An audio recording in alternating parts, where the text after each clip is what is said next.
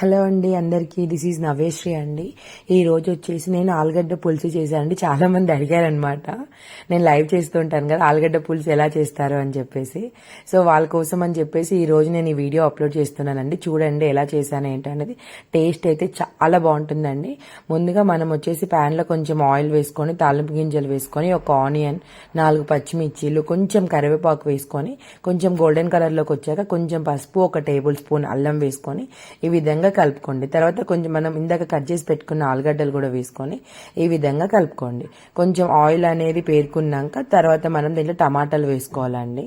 కొంచెం ఫ్రై అవ్వనండి. ఈ విధంగా ఫ్రై అయ్యాక నేను వచ్చేసి దీంట్లోకి 3 టమాటాలు తీసుకున్నానండి. ఎందుకంటే మన గ్రేవీ అనేది చిక్కగా ఉంటుందన్నమాట. సో దీంట్లోకి వచ్చేసి నేను 2 టేబుల్ స్పూన్స్ ఉప్పు తీసుకున్నాను. మీరు తగినంత తీసుకోండి మీరు తినేదాని ప్రకారం. మేమైతే ఉప్పు పర్లేదు బాగానే తింటామండి. సో ఈ విధంగా కలుపుకొని మూత పెట్టుకోండి. మళ్ళీ ఒక 5 మినిట్స్ కుక్ చేసుకోండి. ఈ విధంగా ఆయిల్ అనేది పేరుకున్నాక అంటే పైకి పేరుకున్నాక దీంట్లో వచ్చేసి మనం కారం ఉప్పు తీసుకోవాలండి. నేను వచ్చేసి 2.5 స్పూన్స్ కారం తీసుకున్నానండి. ఎందుకంటే మనం 4 చిల్లీస్ ఆల్రెడీ వేసాం కదా. అండ్ కొంచెం ఒక 1.5 స్పూన్ ధనియాల పొడి తీసుకోండి. మళ్ళీ కొంచెం కలుపుకొని దీంట్లో వాటర్ పోసుకోవాలండి. నేను వచ్చేసి 2 గ్లాసెస్ వాటర్ తీసుకున్నానండి. ఎందుకంటే అది మరిగి మళ్ళీ చిక్కబడుతుంది కదా. సో 2 గ్లాసెస్ వాటర్ తీసుకొని కలుపుకొని మళ్ళీ మూత పెట్టేసుకోండి ఈ విధంగా. సో ఈ విధంగా మరుగుతూ ఉన్నప్పుడు మనం కొంచెం కొత్తిమీర వేసుకోవాలండి. టేస్ట్ అనేది చాలా బాగుంటుంది. చాలా మంది లాస్ట్లో వేస్తారు.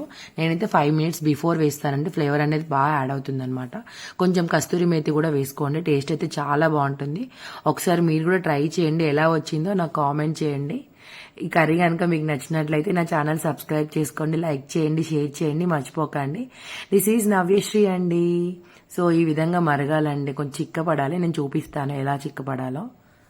సో మంచిగా మరగనియండి. ఈ విధంగా థిక్ అయ్యాక బంద్ చేసుకోండి. కర్రీ అయితే చాలా బాగుంటుంది. మీరు కూడా ట్రై చేయండి. ఓకేనండి. బాయ్.